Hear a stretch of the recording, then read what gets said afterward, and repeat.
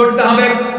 আল্লাহ তাআলা কিয়ামতের কঠিন ময়দানে যেদিন স্বামী স্ত্রীকে চিনবে না, স্ত্রী স্বামীকে দেখে পালিয়ে যাবে, বন্ধু বন্ধুরে চিনবে না, পীর সাহেব মুরিদরে চিনবে না, মুরিদ পীর সাহেবরে চিনবে না, দলের কর্মী তার নেতারে চিনবে না, নেতা তার কর্মীরা চিনবে না, বন্ধু বন্ধুরে দেখে পালাবে।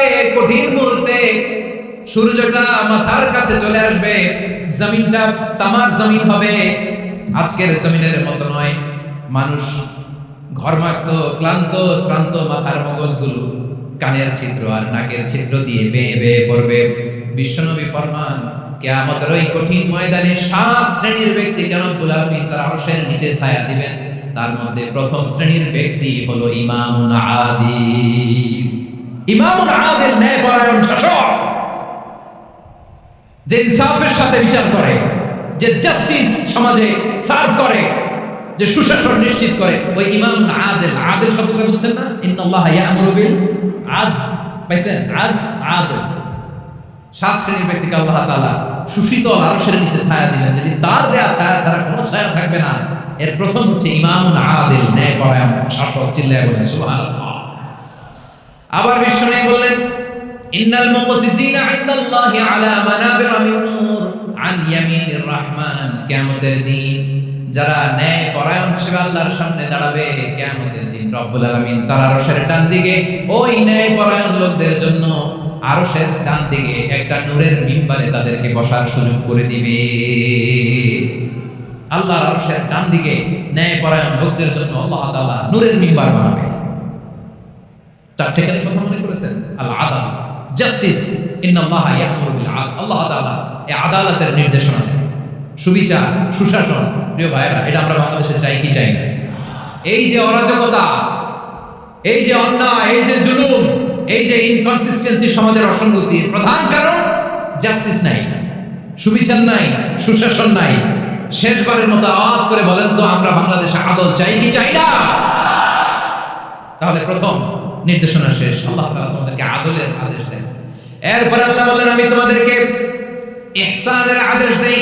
ইন্নাল্লাহা ইয়া'মুরু বিল আদলি ওয়াল ইহসান। আমি তোমাদেরকে যেমনি আদলের নির্দেশনা দেই, তেমনি ভাবে তোমাদেরকে ইহসানের নির্দেশনা দেই। ইহসান, আওয়াজ করে সবাই বলেন তো ইহসান। সবাই বলেননি? সবাই বললে এতটুকু আওয়াজ হবে আমি বিশ্বাস করি। আওয়াজ করে বলুন আল ইহসান। ইহসান মানে কারো প্রতি সফট হার্টেড হওয়া, মহানুভব হওয়া, অনুগ্রহ পরায়ণ হওয়া, অনুগ্রহশীল হওয়া, একে অপরের প্রতি দয়াদ্র হওয়া। একে অপরের প্রতি দয়াদ্র, অনুগ্রহশীল হওয়া ছাড়া মানবিক সমাজ কশিনকালে গঠন করা সম্ভব না। প্রিয় ভাইয়েরা, সুন্দর আচরণ দিয়ে, ইহসান দিয়ে যা জয় করা যায়, নরম আচরণ দিয়ে যেটা অর্জন করা যায়, কঠোরতা দিয়ে সেটা পাওয়া যায় না। বিষ্ণু ঈসা ইসলাম ইহসান দিয়ে, কোমল আচরণ দিয়ে, তার অনুগ্রহ দিয়ে তিনি অনেক কাফিরের হৃদয়কে জয় করে ফেলেছেন। সাইয়েদনা সুমামা ইবনে উসাল রাদিয়াল্লাহু তাআলা আনহুর কথা মনে পড়ে যায়। তিনি ছিলেন ইয়ামামার বাদশা। মদিনাতে বিশ্বনবীকে হত্যা করার নিয়তে এসেছিলেন। গোপনে গোপনে বিশ্বনবীকে হত্যা করে আবার ইয়ামামাতে তিনি ফিরে যাবেন। কিন্তু কি অবাক করা কাণ্ড, হত্যা করতে পারে নাই, সাহাবাদের হাতে তিনি ধরা পড়ে গেলেন। সাইয়েদনা সুমামা ইবনে উসাল রাদিয়াল্লাহু তাআলা আনহু হত্যার নিয়তে আসলেন, কিন্তু হত্যা করতে পারলেন না। সাহাবারা ওনাকে ধরে ফেললেন, ধরে মসজিদে নববীর পিলারের মধ্যে বেঁধে রাখলেন।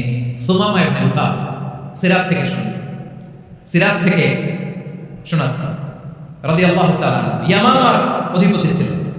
ইয়ামাম বিশ্বনবীকে হত্যার জন্য আসছেন, ধরা পড়ে গেছে, এখন মসজিদে নববীতে বেঁধে রাখছে। তার মানে বন্দী। এখন স্ট্যাটাস কি? বন্দী, ক্যাপ্টিভ। বিষ্ণু ঈসা ইসলাম সাহাবাদেরকে বললেন, তার খোঁজ খবর নিও, সুমামা ইবনে উসালের খোঁজ খবর নিও। সাহাবারা বলেন, ইয়া রাসূলুল্লাহ, আপনাকে হত্যা করতে এসেছে, তার তো কঠিন ক্যাপিটাল পানিশমেন্ট হওয়া দরকার, কঠিন শাস্তি হওয়া দরকার। বিষ্ণু বললেন,